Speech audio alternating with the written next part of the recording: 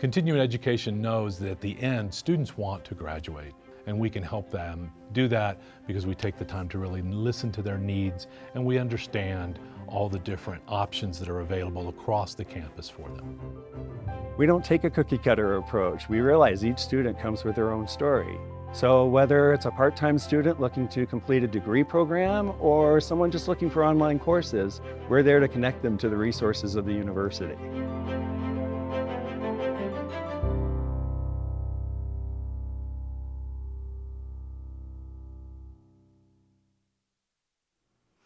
Good morning, everybody. We are at the Working, Learning, and Thriving in a New Country session. We're in room UMC 235, and this is session number 17972. Before we begin, I want to note that this is a note card or index card question system. So CJ is going to go around and give you some index cards and pencils. So if you have questions, please just write them down.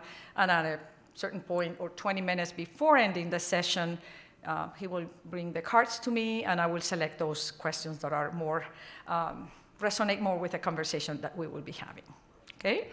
And if you're a student at CU, please note that on your note card because you will immediately go to the top and your question has a priority because we want you. So my name is Marina LaGrave. I am French, Venezuelan, Brazilian. I've been in Boulder County for 30 years. I am a United Nations interpreter and translator in 5 languages, and I began work in Boulder County as climate equity specialist. My career has been all about diversity, inclusivity in STEM education. And I'm very much into climate change, and I'm an environmentalist. But this is all about our amazing panelists, and so I'm gonna just go ahead and introduce our panelists today. When reading over their bios, I see that 3 distinct tracks here. I see one track on academic that Dr. Rengin Firat comes from. She's a neuroscientist with over 10 years of experience of postdoc PhD experiences, conducting research on interpersonal behavior and group dynamics. She's a sociologist by training, and her research focuses on social, psychological mechanism underlying intergroup conflict and civic behavior, with particular emphasis on group identities, ethnic cognition, and moral values. Then we have another track which I consider more on the business side of this experience of immigration, and that's Charles Mslinga. See, I'm trying to pronounce this last. I think it's so important to pronounce our names the way they should. So he's the founder and executive chairman of Hatima Africa, where he orchestrates the development of vision and strategies aimed at educating, mentoring, and training the next generation of leaders in Kenya and East Africa. Charles lived in Denver, Colorado, and he champions from there the African Chamber of Commerce, Colorado, where he designs programs to equip and support immigrant businesses, and then, you know, since each immigration case is unique, he really pretty much tailors that for each of the families or individuals he's assisting. And then we have Suma, I'm gonna try to do this right, Sathyanarayana. See? And she's a graduate student passionate about supporting entrepreneurs through venture capital investment. She works in early stage investing and loves meeting awesome founders. Her experience working in businesses consulting led her to work with entrepreneurs and VCs, that stands for venture capitalist, where she found her love for working in the startup ecosystem, providing different perspectives as an academic, an auditor, a consultant, and as an investor. So we're going to start now with a land recognition that we always do here in Boulder, Colorado. And so, are you ready for land recognition? So before we get started, the University of Colorado Boulder, Colorado flagship university, honors and recognizes the many contributions of indigenous peoples in our state. CU Boulder acknowledges that it that it is located on the traditional territories and ancestral homelands of the Cheyenne, Arapaho, Ute, and many other Native American nations. The forced removal from these territories has caused devastating and lasting impacts. While the University of Colorado Boulder can never undo or rectify the devastation brought on the indigenous peoples, we commit to improving and enhancing engagement with indigenous peoples and issues locally and globally. We will do this reparation by recognizing and amplifying the voices of indigenous CU Boulder students, staff, and faculty in their work, educating, conducting research, supporting student success, and integrating indigenous knowledge, consulting, engaging, and working collaboratively with tribal nations to enhance our ability to provide access and culturally sensitive support, and to recruit, retain, and graduate Native American students in a climate that is inclusive and respectful. So as we read, this land acknowledgement is really very well aligned with what we will be talking in today. Because I'm gonna start our session by asking, how many of you have ever immigrated to a different country? Wonderful. So you are also my panelists, so I really hope that this is a fruitful discussion. As I mentioned, I came 30 years ago as a single mother with my 2 kids who are now married and, very successful, thanks to the education that they received here at CU Boulder. And I wanna explore that experience with my panelists. So I'm gonna move and I'm gonna sit closer to my panelists so we make this more of a conversation. See? So the first, can you hear me? Yes. See. Okay. The first question I have, it's all of you. I always say that we pursue careers that are meaningful to us, and in what ways, because of our lived experiences, they impact us and we want to contribute to the world, right? So I see all of you like championing somehow the financial success of immigrants in our country and the financial and the successful enculturation of people from other countries and cultures and languages into the US. So I want to start by asking each of you, what was the motivator for you guys to pursue your careers and this passion to supporting, people coming from other countries to the US and support their success in this country? And you can start in any order that you want. Ladies first. Ladies first. Thank you, Marina. Hi, everyone. Good morning, and thank you all for joining us this morning. We really appreciate your time and joining the morning session with us. My name is Rengin Firat. I'm originally from Istanbul, Turkey. I moved to the US in 2007 when I was 24. I moved from Istanbul, which is a city of 20 million people, to Iowa City, which is a very small city. And I lived in Iowa for 6 years. It was a big culture shock for me when I first moved, very different. I didn't feel that it was going to be that different, but my experiences and interactions with people kind of pushed me into thinking that things were even more different. Because growing up in Turkey, we were all exposed to American TV, right? American music, American food. So I actually thought that I was I would be pretty well adjusted. But after moving to Iowa, I realized that people's perceptions of me were very different. I was telling Marina about some stories that I had when I first moved here. My first day, after my flight, my first day was in Chicago. My brother had a friend in Chicago, and we met to University of Chicago Springfield campus. And I went to this college party, American college party. In this party, somebody came to me and they told me, "Wow, you look so exotic." And I was like, I didn't know what that meant. Am I? I don't know. Because I grew up in Turkey all my life. I was like, okay. So I didn't quite get what that meant. But living in Iowa for 6 years, I had repeated exposure and experiences that were similar, where I felt that I was different. Over and over, people would come and ask me, "You have a different accent, where is that from?" Or "You look different, where are you from?" Or they would try and guess. Actually, I was on the bus here, coming here this morning, and this gentleman came and sat next to me, and he asked me, "Are you from Spain?" And I was like, "No, I'm not, I'm from Turkey." And he was super nice, and he started talking to me. He's like, I've never been abroad. And he gave me these socks, which are amazing. He was like, he said, these would look really good on you. And I love it. I thanked him. I'm like, this is great. This is my color. I love it. So I think repeated exposure and experiences like that. Being a social scientist, I was always passionate about social equity, justice, those types of topics. But my specific expertise on ethnicity, race, immigration, which I spent a lot of my career on this type of work, I think was formed through my interpersonal experiences early on in Iowa. Because I started thinking, I also told, I think, Marina, before we started, that I didn't know I had a race until I moved to the US. I did not know.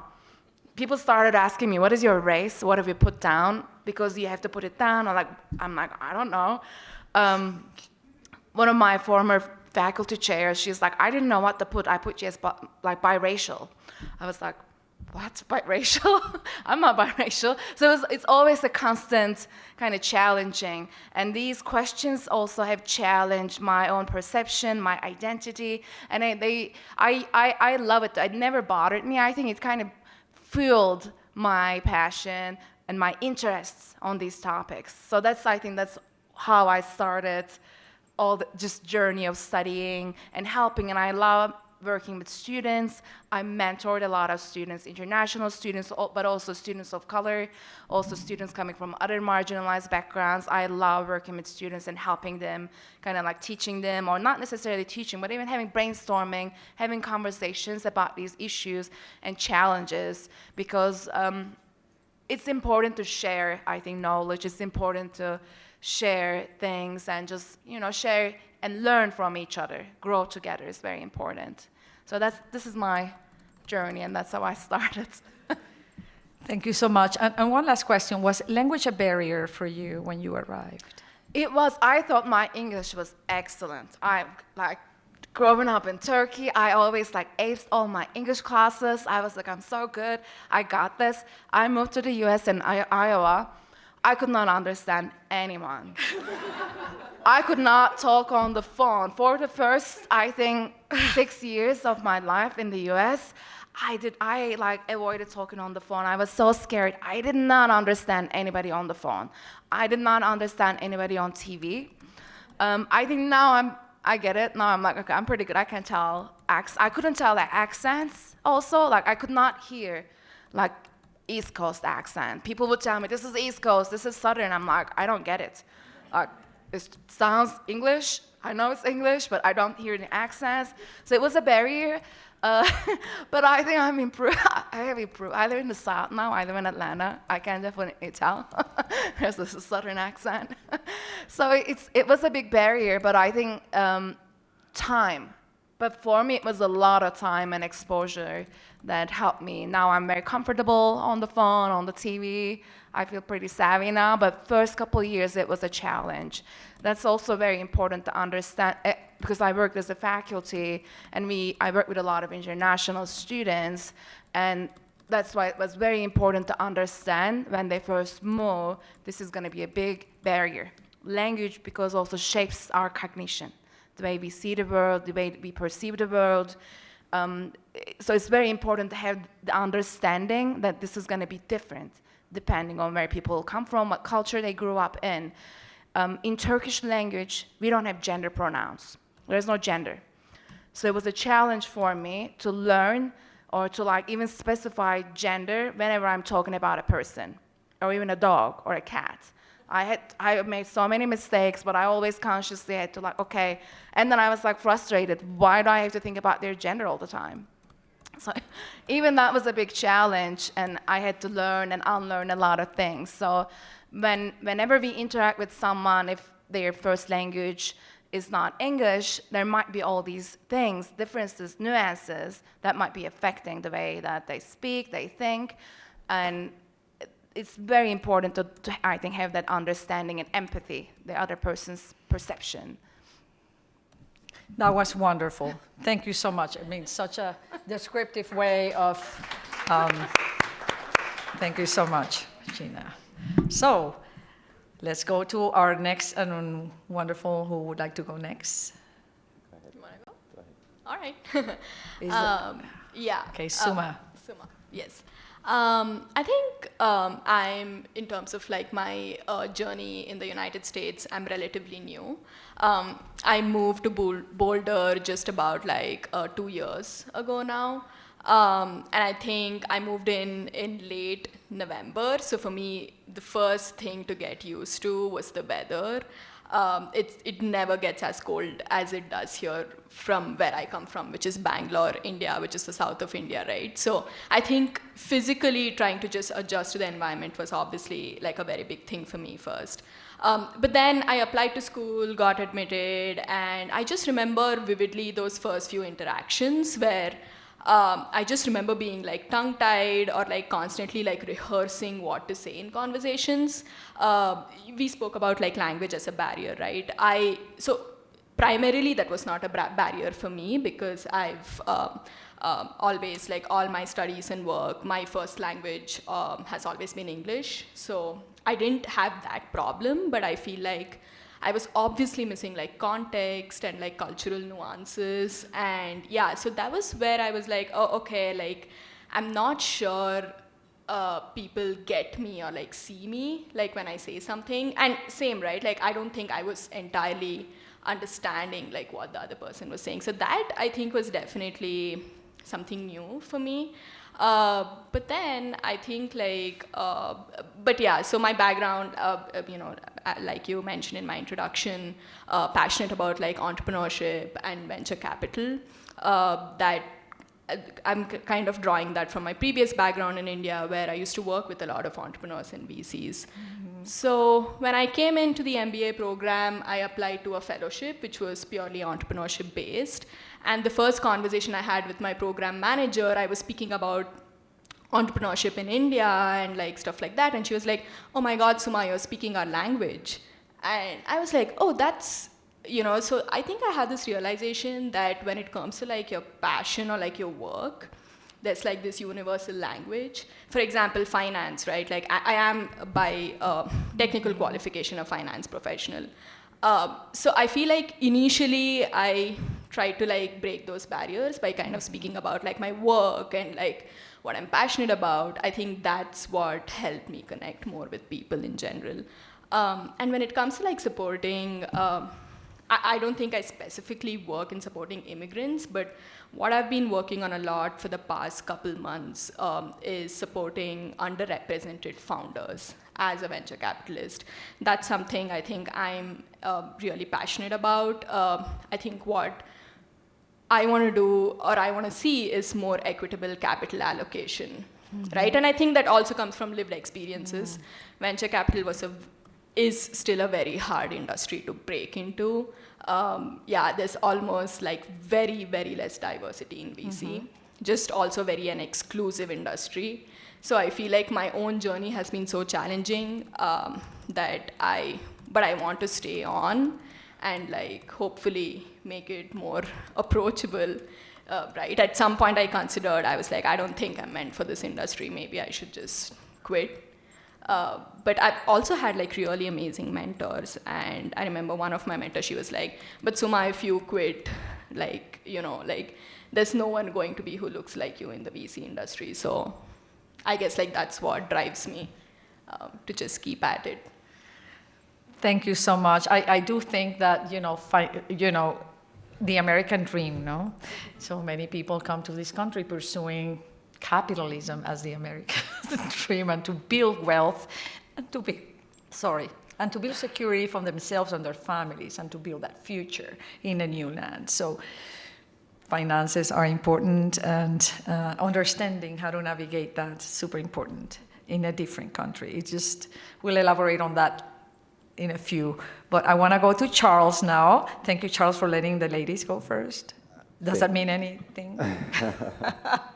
Go ahead. Tell us about you and what drives your work every day, because you seem very committed to what you do. Thank you so much, and it just means that's how I was raised. So I love that. That's what I prompted that question. Exacto.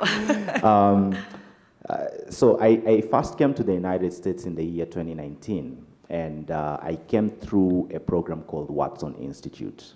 And what Watson Institute is a program based in Boulder. What it does is that it selects young change makers all over the world who are doing initiatives, projects, and ventures that are directly impacting and transforming their communities. And I was still doing things related to Hatima Africa, and I was working on mentoring young people, raising leaders, and solving a problem that I grew up encountering, and that is poverty, unemployment, and violence extremism. And coming to Watson, that's when I saw the University of Colorado.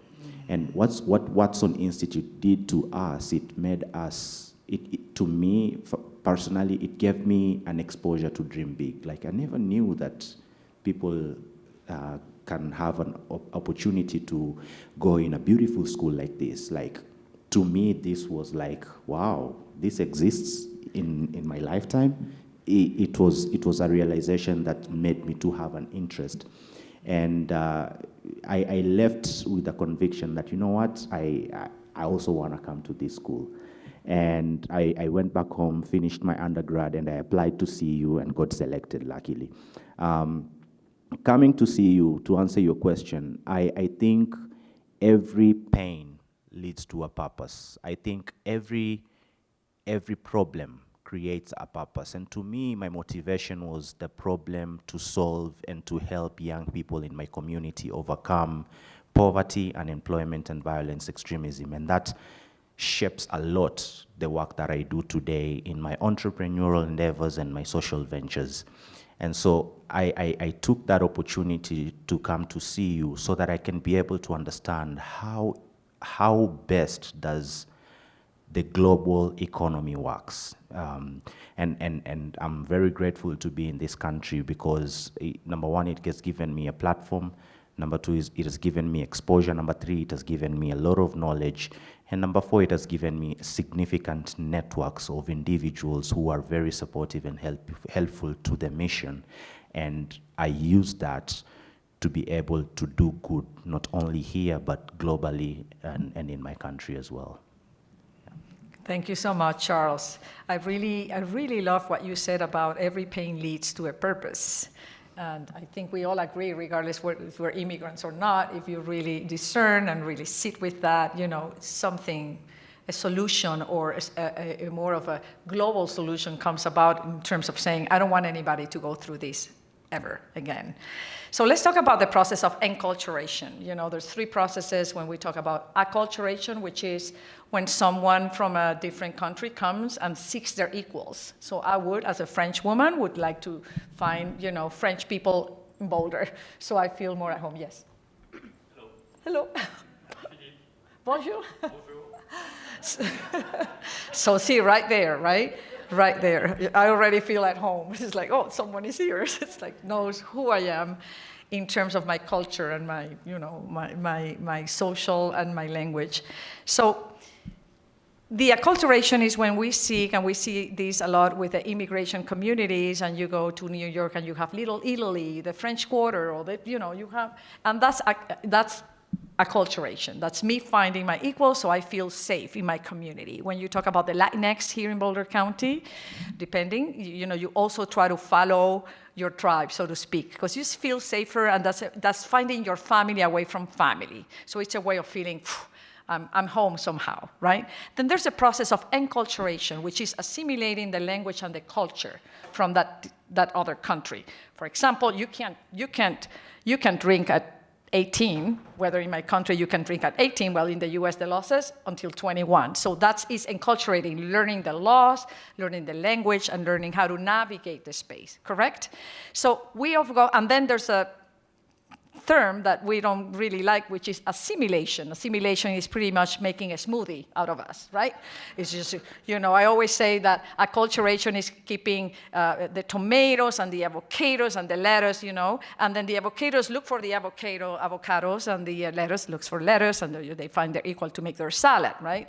The enculturation process means that I am going to venture out of being a tomato, and I'm going to see how the avocados look like. So I'm going to sort of, you know, learn from each other. Assimilation is forget about who you are and just become us. And that's impossible. What is possible is enculturation, which really gives me the set of values and norms and languages so I can function and be of service to my community, right?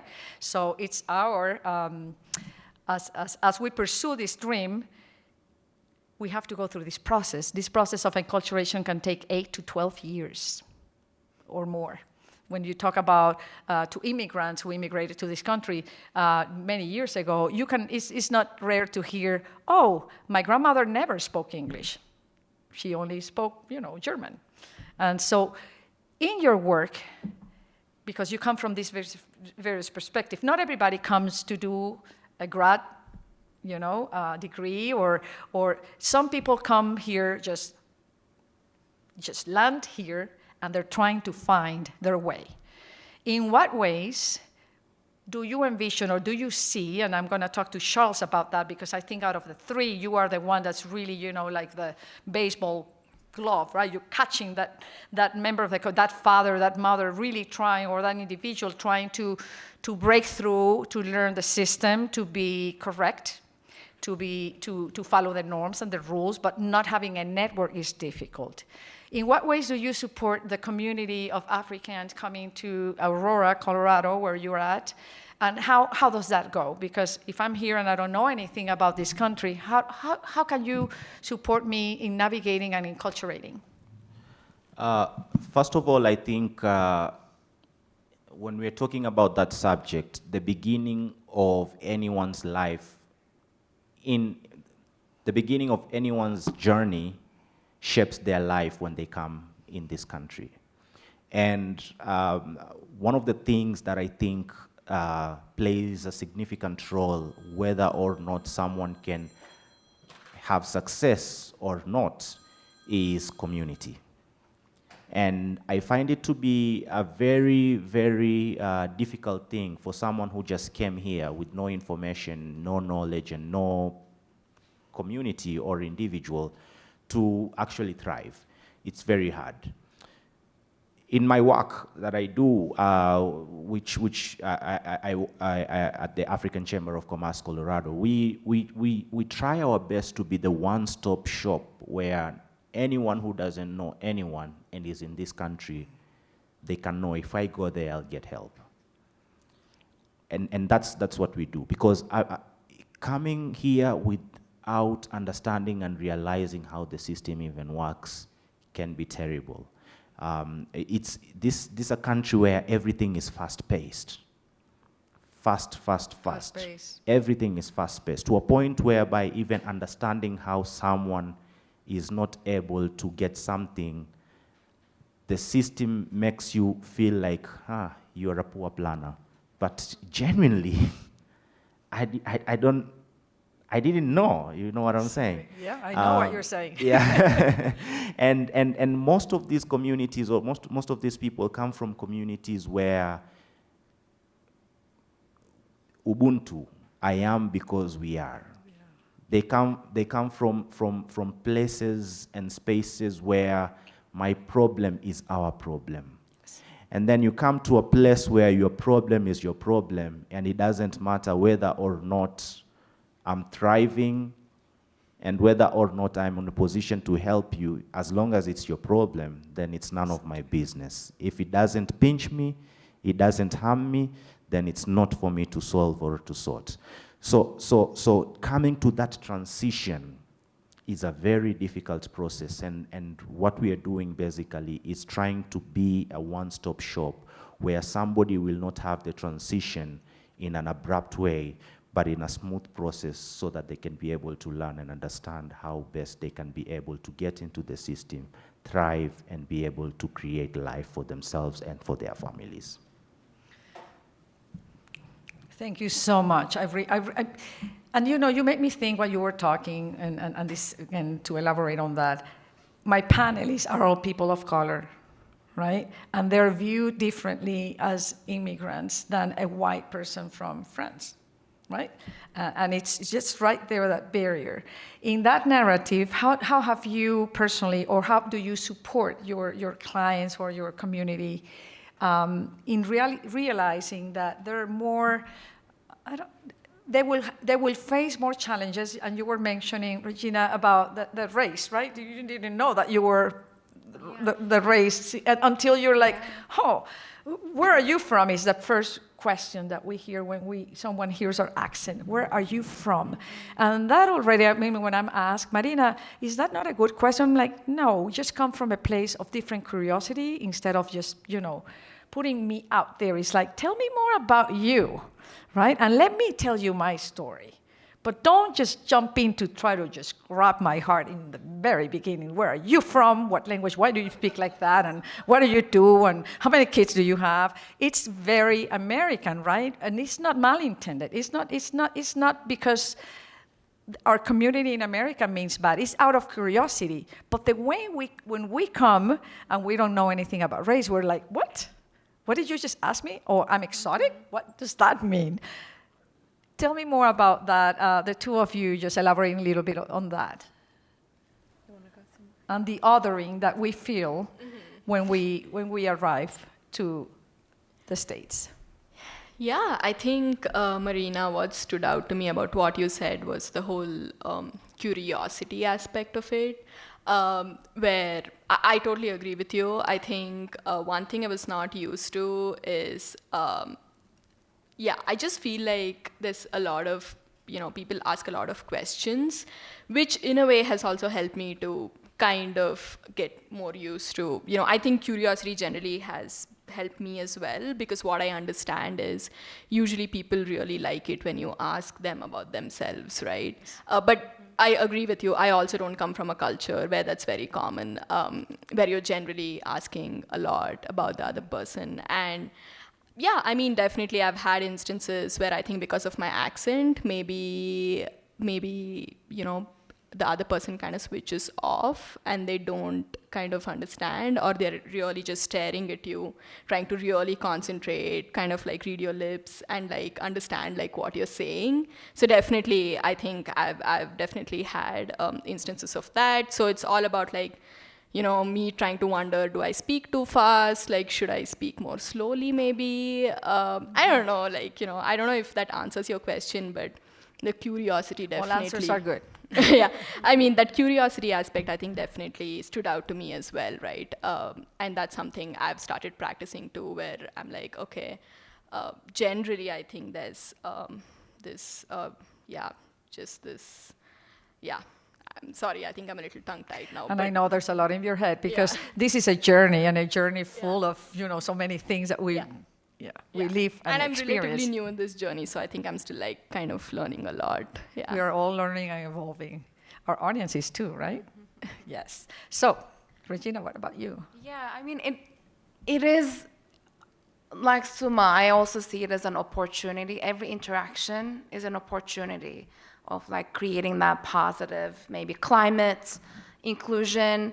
And I'm not generally offended when people come up to me, but it might get taxing. Over time, there's a cognitive load. It's like an emotional labor that you put in, that you always have to explain yourself. You always have to kind of talk about where you come from or what you are, who you are, and it might get taxing. I'm a very social person, so I don't always mind it. I like to talk, but still, even for me, it might get taxing.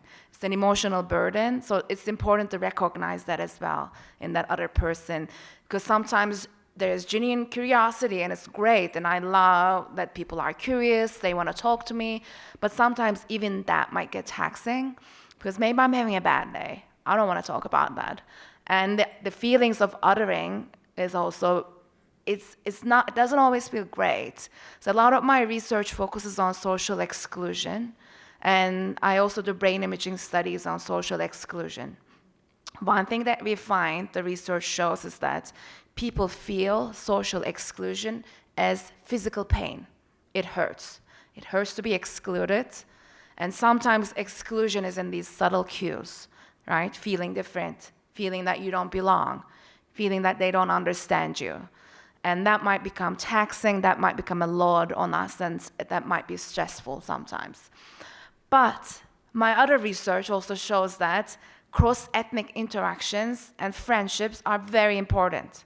especially if you live in a diverse area, if you have exposure to people from different backgrounds, and college towns are often like that because there are a lot of students that are international, they might be coming from different states, different countries. It's very important to have cross-ethnic interactions. Like what I find in my research is that people who have friends who are different from themselves, like different ethnic backgrounds, different cultures, are happier in diverse environments. So that's also important too. But like doing it in a non-abrasive way, just like having the platform where you are equal and you become friends is more important. And it's also important to understand the cultural differences. I thought it was very interesting that you mentioned, Suma, that where you're from, people don't question that much because it might come off as rude. No, people might think that it is rude to be questioning or asking too many personal questions. Whereas here, maybe it's more okay. So it's very interesting to think about these nuances and differences as well, and being mindful of that is very important, I think. Thank you so much. These are powerful answers that take me to my next question. You know, we have been, since COVID mostly, we have been, since George Floyd, we have been really, you know, elevating equity, diversity, and inclusiveness. And what does that mean? White supremacies, we've heard all of these terms. We're well aware of those, right? Everybody pretty much knows what I'm talking about. Great. So, because I think it was an awakening, I mean, this is my very personal perspective, an awakening in our community, like, oh, as you just said, oh, this hasn't, my actions as a white woman or a white male has an impact of someone of color. And while I'm well-intended, because I do feel that in Boulder County, everybody really is supporting and wanting our immigrant communities to thrive. And I see you being one of the amazing institutions that's really promoting that, as we just read on the land acknowledgement. But is there a roadmap? I mean, if I was to plan to move to Germany right now, and I just want to go and pursue whatever I'm pursuing, is there a roadmap of the things that I should be doing and looking to establish my network, to establish my social capital, to understand the challenges that I'll be facing, to understand the impacts that this move will have on my family? Is there a roadmap? Charles, I'm looking at you because you have, I guess you have a lot of these conversations with the individuals that you're serving through the chamber. To be honest, I think it's a deep problem. I think deep is the word, because some of the actions that people who are implementing, let's say in a new community, an immigrant coming to the U.S. Some of these things they are being done, but not in a way that is intentional. You know, sometimes you can do an action not knowing this action is affecting or disturbing or hurting someone because of curiosity. But how you express that curiosity is something that I think the world needs to learn. And by the world, I mean everywhere, because even an American going to Africa, some of these things, how our culture is, may not be a good way to make you feel welcomed or something like that. So I think it's a thing that everyone needs to have as far as cultural sensitiveness is concerned. Like, you are from a different culture, at least learn how do you live life, how do you engage where you come from, and have some sense of I don't want to use the word mercy, but have some sense of understanding when somebody speaks in a particular way, reacts in a particular way, behaves in a particular way, wears in a particular way, eats in a particular way, drinks in a particular way, does or does not do things in a particular way. Yes. Should not be seen as something that is not normal, but it's normal in their perspective. It's just normal in their... It's just different. Yeah, it's just different. How you live life is not the perfect way of living life. Somebody else has a different perspective of how they live their lives. So I think it's a sense of education and awareness that the whole world needs to understand and realize if we want to reach the goal of inclusivity that we all want to see. So I'm going to tie what you just said with what you, Rengin, said, is the curiosity, right? And in what ways does curiosity, Suma, has played a role into your assimilation process? Yeah, I think, like I said, what I understood is that the best way to connect to someone is like just asking them more questions, either about themselves or like their work, right? So I think like what I started doing was, when I went to an event, I knew like, okay, these are the people coming there. I used to research about them. And I always went with a very specific question about someone's background. And I'm like, for example, there was a VC that I was meeting, and I knew that she had worked with Michael Porter, whose philosophy we learn in business schools, which is known as Porter's like 5 forces. And that was like super interesting to me. And then I just went with that one question, right? I was like, hey, I just, found out you worked with Michael Porter. Like, what was that like? And that conversation just like, I could just see, her eyes light up, and she was so passionate to talk about like her work, her experiences.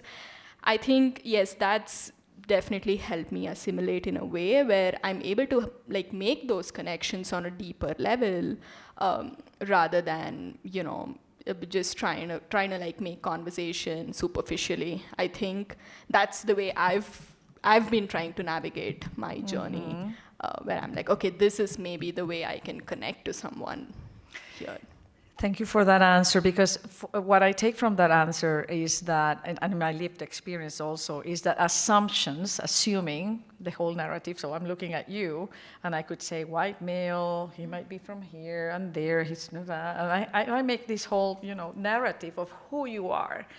And immediately, we know that racism plays a role in that, and the color of our skins in America, right? This is sort of something we're trying to, as we are in this time and age, we're really trying to understand better and to advance, right? Equity and inclusivity in that way. So the assumptions that a dominant culture can have towards us and the lack of curiosity is really damaging. And that really leaves a lot of people of color just doing networks among themselves.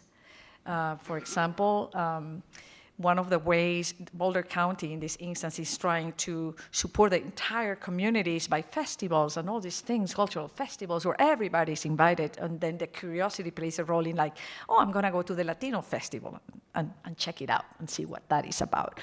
But to my dismay, I mean, when I go to these festivals, I find mostly the acculturated community, right? All the Latinos are there, or all the, Nepalese are there. But where is the counterpart of our community, the white community, that really says, I'm curious about you, not only the food, but also about the way you go about life.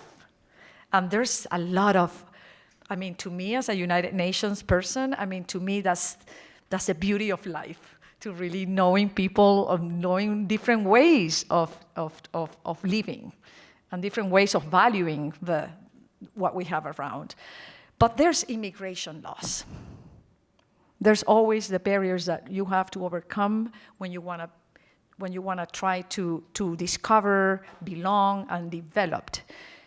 And that can be and you were saying, Regina, that it really adds, meeting new people really adds to your well-being.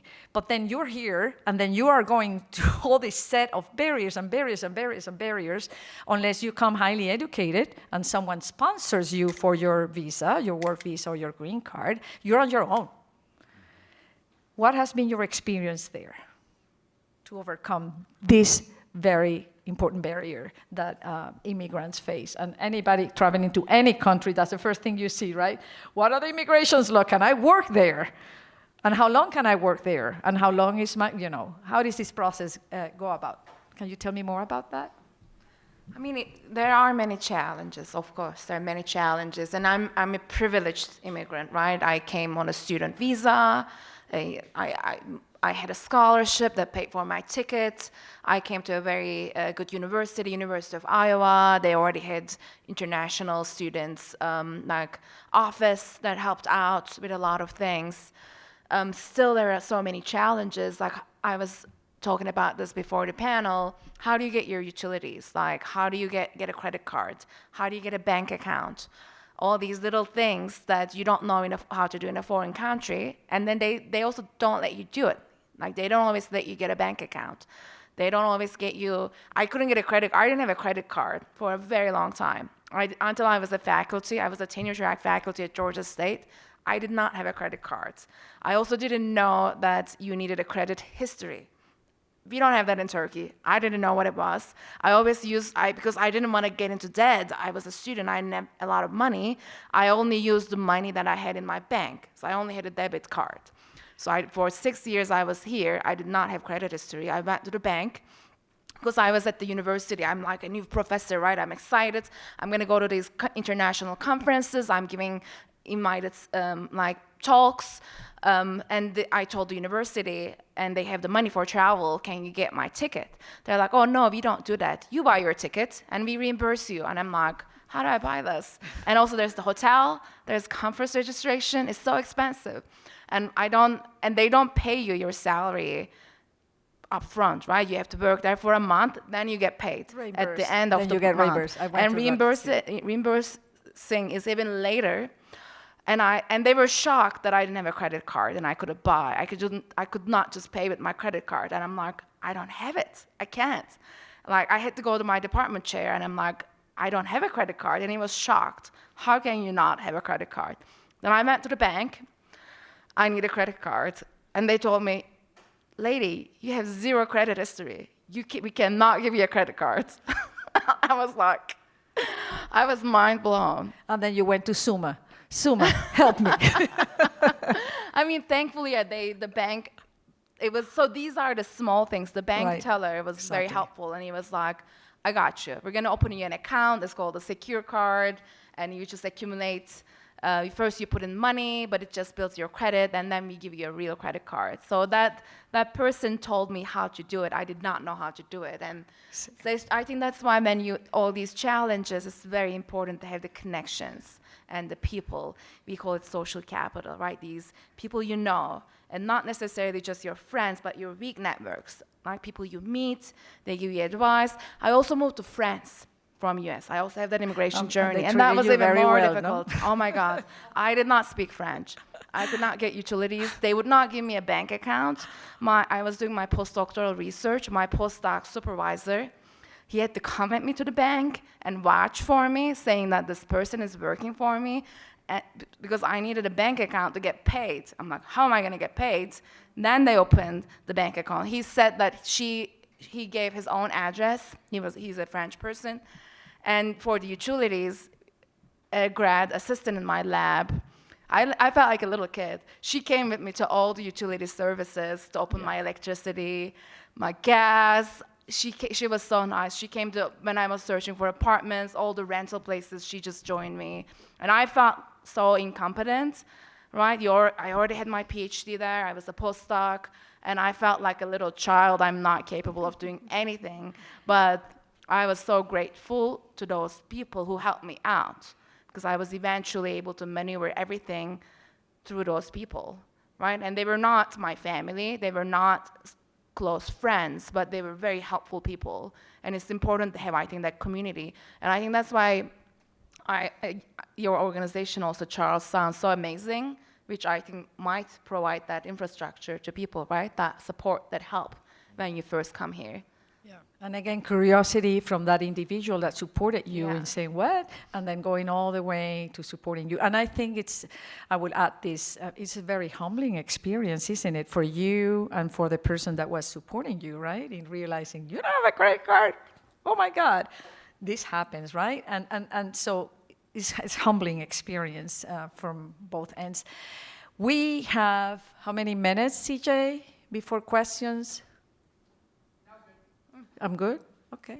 Now it's good? I wanna close with Charles before we get to questions. Go ahead, Charles. So I'd like to add what Rengin said. All that, it comes with a lot of depression. A lot of depression. When you say depression, is mental? Mental Health, mental depression. Mental. You get depressed. And how the system is, before you get into the system, when we're talking about the legal aspects, there is so much that as an immigrant, it's assumed that you already have, yet you don't. And you can do literally nothing without a social security number. And my experience and the experience of many people that I've engaged with is even renting a house, they will never allow you until you get a social security number.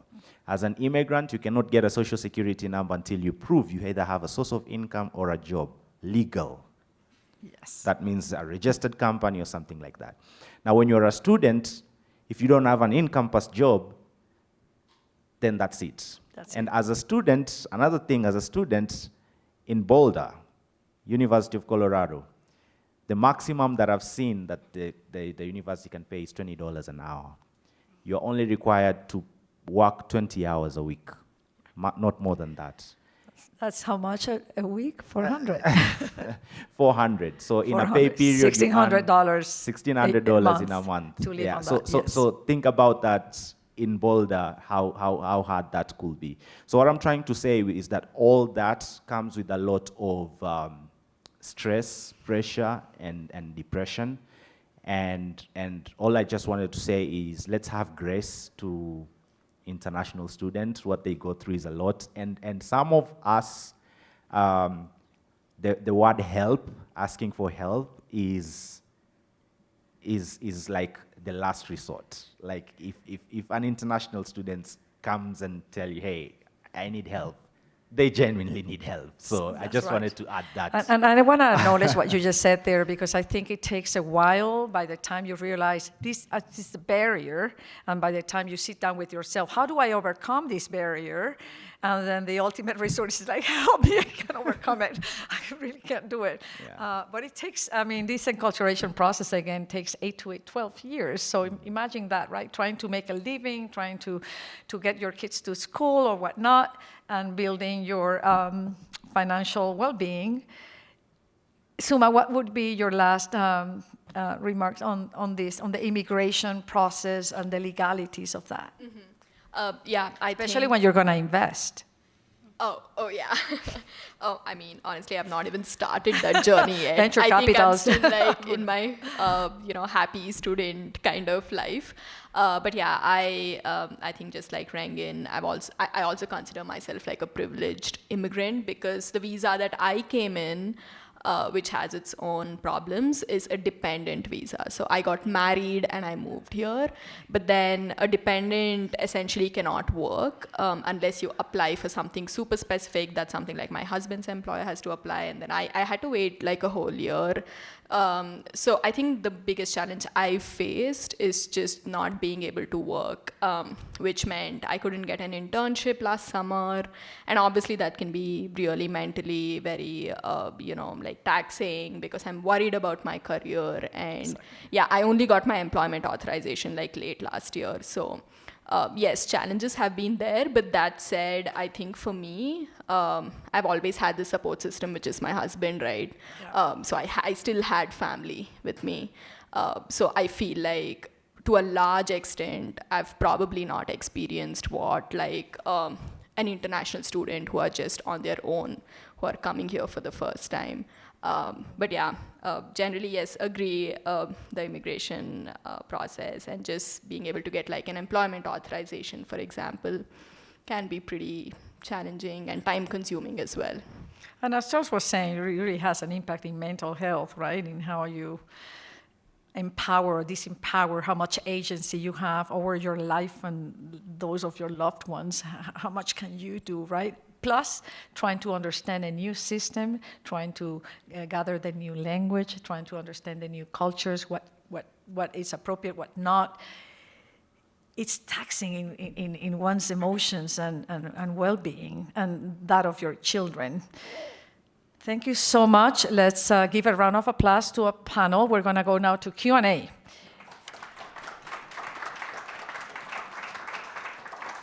And if there was a question that I didn't make that you would like to make, there's still, CJ has some index cards. We have 14 minutes left, so let's make this very fruitful discussion, I hope. The first question I have, and the only question I have, come on, guys, you have more questions. Nobody wants to move somewhere? This is for you, Charles. Great panel, love the yellow socks. How do you scale up one-stop shop that Charles mentioned? I think the one-stop shop that I mentioned can be scaled when there is a public-private partnership. This is look, I come all the way from Kenya, and the problem that I've been going through, you know, the pain has changed into a purpose. So, and I think there are many people who went through what I went through, everyone, but there's no one-stop shop. Mm-hmm. And while I'm doing this work, I've realized this, like, it's not that it's not there, it's that the scale is so minimal. And by public-private partnership, I mean if there could be a sense of more efforts in terms of conversation about policy, conversation about, okay, someone just got here, where is the information that they will get so that they can be able to know you can get help in this place. A conversation like, okay, you just came here, you cannot rent because of the social security. Is there a way where some of these legal processes can, a center or an entity, both private and public, where they can go and be like, hey, we can guide you as far as getting all this? Because I feel like all these things, when you just come here, you are faced with, it's there, no guidance, no direction, no entity or organization where you can be like, hey, I'll go here. And I'm saying it's not like it's not there, it is there. But from my experience, it has been through individuals who I met through my first time coming to Watson. Mm-hmm. And thank God I created good relationships with them. And I'm just wondering, what if I never knew those people and I came? How would my life be? Because when I came here, somebody hosted me. When I came here, somebody told me, like, you need a bank account. When I came here, somebody told me, you need to create, the system here is that by default, you have to have debt. So you need to have a credit card. And I was like, is it a must? It's like, by default, yes. So all these things, somebody told me. And that's a private partnership that I think members of the community that I interacted and connected with really, really helped me with. And my view is that if that can scale in a large way, where members of the community in Boulder, Colorado, the whole of the United States, if they're aware of that, so that they can see how best to support people who come here. And one last thing, immigrants are one of the most resilient people that I've ever met. And I'll also like to say that the contribution they make socially, economically, and even in the improvement of life holistically is something that is very, very valuable. And I think that environment for them to thrive adds a very big role. Thank you so much for that, Charles. It's beautiful. So what you're saying is there's no one-stop shop. We're all this. We are all. We're all the one-stop shop, yeah. Right? So there's always an opportunity out there when you see someone struggling or not knowing to approach and say, you need help there. What is Ubuntu? There's a follow-up question to you before we go to the next question. Can you define that, says our audience? Can you redefine or define again what Ubuntu means? Oh, Ubuntu is an African word that means I am because we are. And the whole foundation of Ubuntu is the fact that everyone in the community is one, regardless of who you are, what you do, where you come from, and all that. And it's a concept that comes from my country in Kenya, Tanzania. We have a professor who goes to Tanzania every year, Laura De Luca.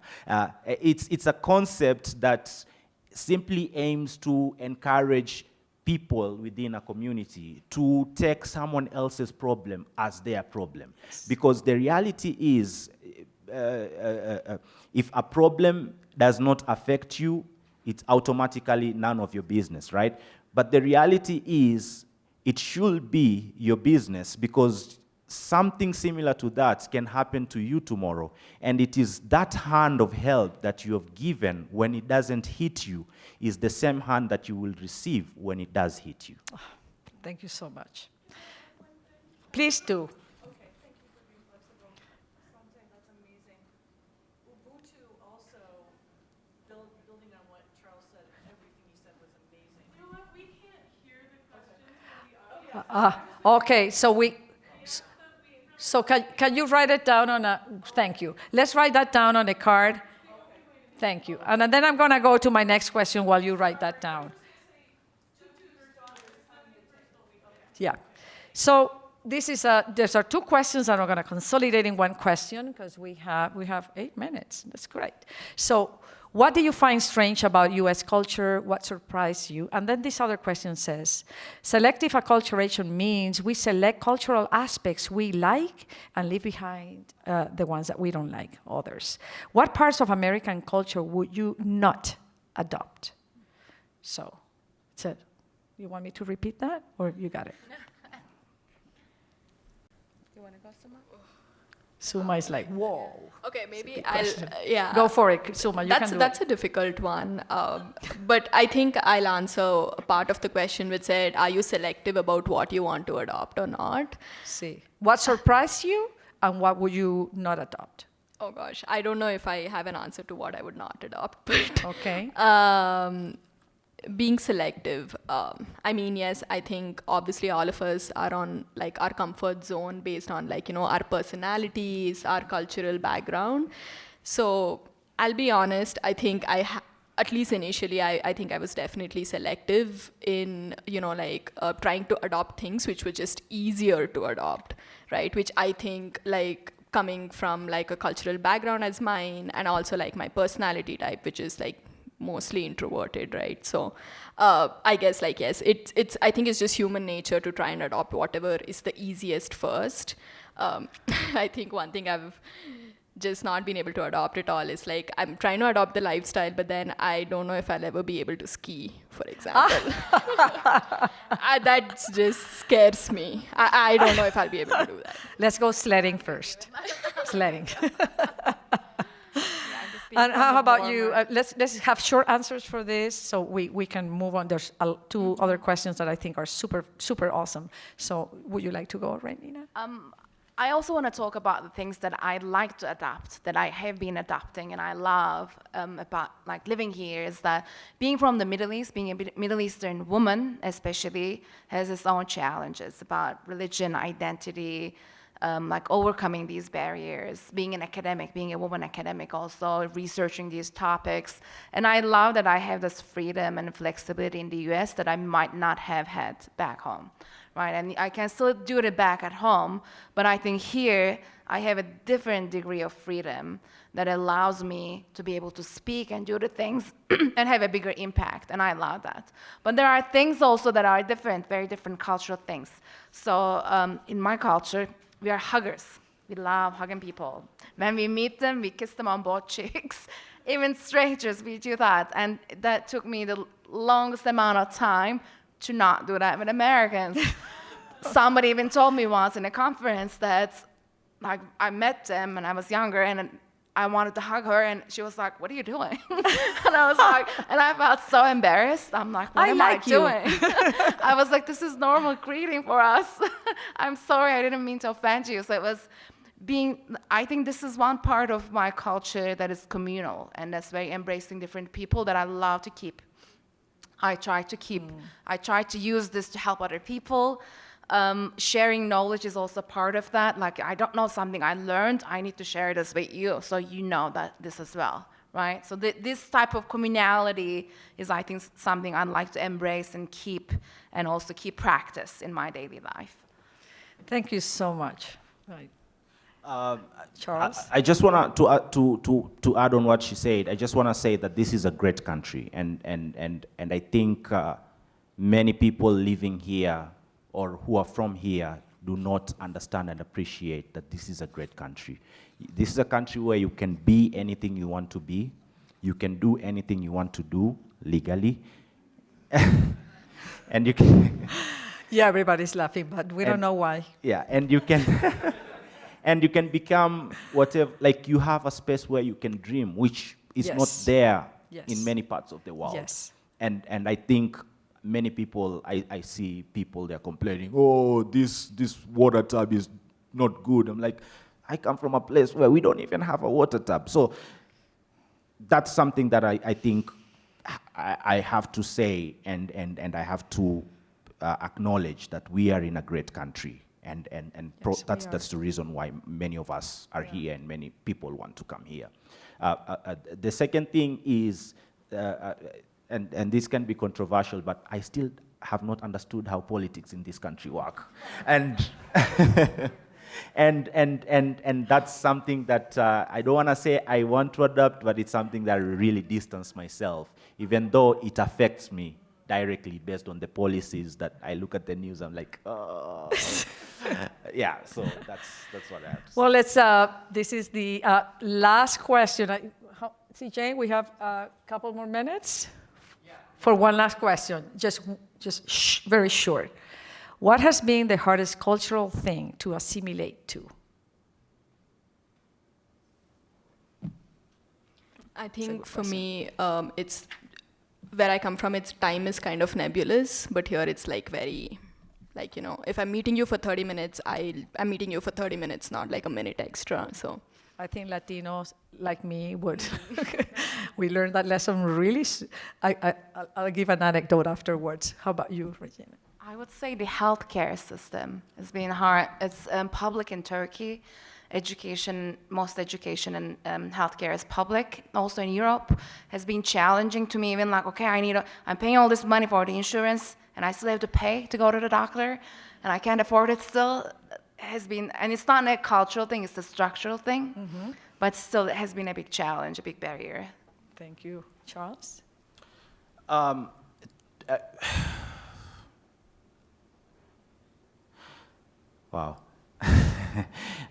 To me, I'll say it's the amount of work I have to do, or the double effort that I have to make to fight to get into certain spaces. An ordinary person who's coming from here, if they want to get to a certain space, I see it's like automatic, but for me, I have to prove myself.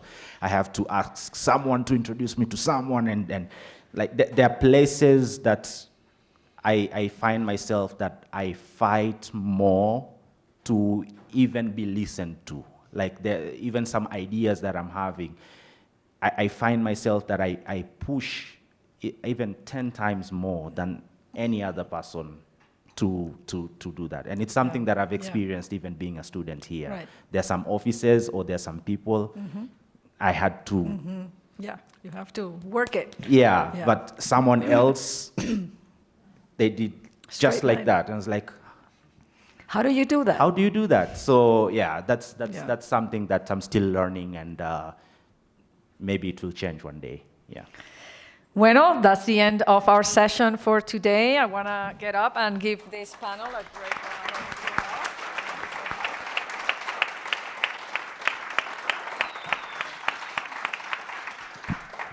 You have been a great audience. Thank you so much, and have a great morning, and continue to enjoy the sessions.